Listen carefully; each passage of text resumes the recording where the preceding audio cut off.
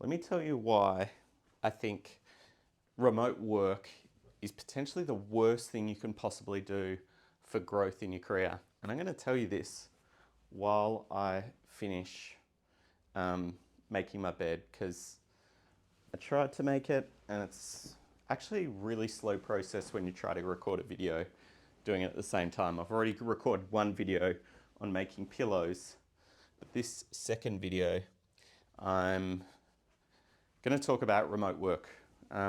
So the reason remote work is so bad for your career is because you are losing all your opportunities to learn. And especially if you're in a workforce where your job is you kind of work by yourself in a lot of the role. You're not in a team environment and you're not learning directly from someone like an apprenticeship.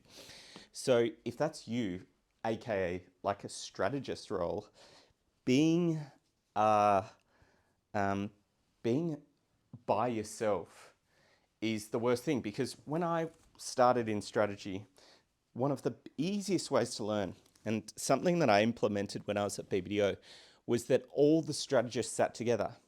Because what happens is you learn by walking past people's computer screens, right? You'll see in especially open planned offices. I was a big fan of open planned offices because I think you see what's on other people's screens and it gives you ideas. The other thing is you listen in on conversations. So you'll be listening in on how another strategist talks to his account team, talks to the creatives, and you can hear those telephone conversations.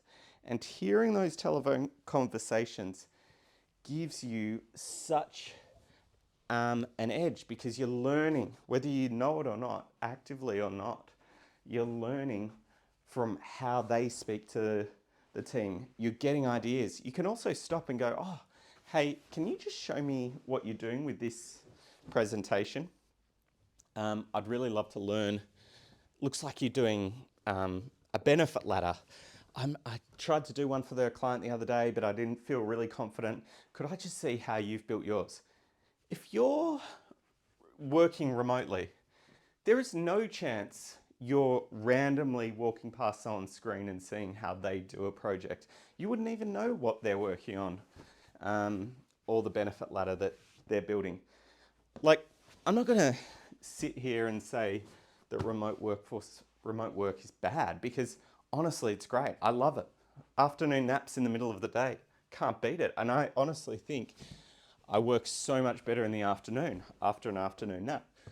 But if I'm at the start of my career, I reckon that you are really slowing up your growth, especially if you're a strategist, if you're going to work by yourself. But please tell me I'm wrong, because I want to be wrong, because I'm really nervous for this next generation of strategists. They're just not going to have that opportunity that I had. I remember at BBDO, they wanted to move all the strategists into their account teams. And I just said, hell no.